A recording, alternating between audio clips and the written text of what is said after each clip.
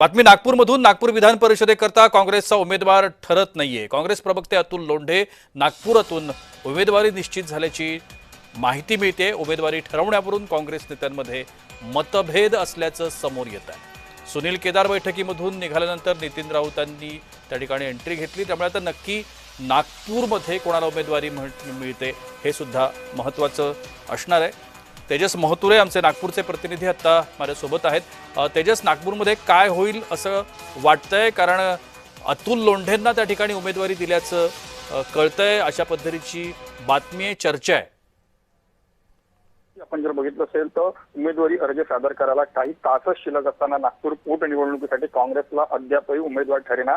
या संपूर्ण याच्यात बघितलं असेल तर नागपूरमध्ये जे आहे ते काँग्रेसची बैठक जी आहे ते रवी भवन येथे सुरू आहे। बैठकीत जर बघितलं असेल तर सुनील केदार या बैठकीतून निघाले आणि त्यानंतर जे आहे ते माजी मंत्री नितीन राऊत यांची संपूर्ण याच्यात जी एंट्री झाली, उमेदवारी ठरण्यावर जे आहे ते काँग्रेसमध्ये जे आहे ते मतभेद यायचे पुन्हा एकदा दिसून येत आहे। त्यामध्ये जर बघितलं असेल तर काँग्रेसचे प्रवक्ते अतुल लोंढे यांचे नाव जे आहे ते समोर आहे। मात्र या संपूर्ण याला जर बघितलं असेल तर अजूनही बैठक सुरू आहे।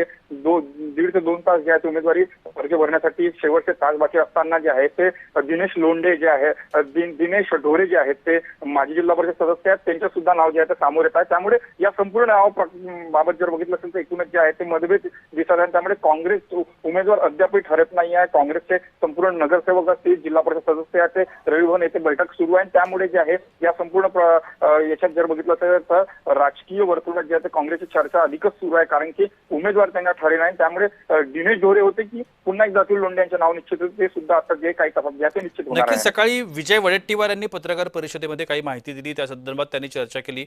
वडेट्टीवार काय म्हणतायत या जागेबद्दल?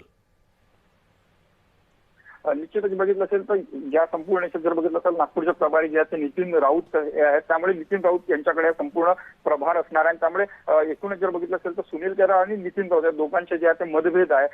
2 दिवसा अगोदर जे आहे तशी बैठक पार पडली होती, त्या बैठकीमध्ये सुद्धा जर बघितलं असेल तर दोघांचे मतभेद जे आहे ते समोर आले होते आणि त्यामुळे हे जागा कोण लढणार यासोबत जे आहे ते आताही जे आहे काँग्रेसच्या कार्यकर्त्यांमध्ये नेत्यांमध्ये जे आहे संभ्रम निर्माण होत आहे।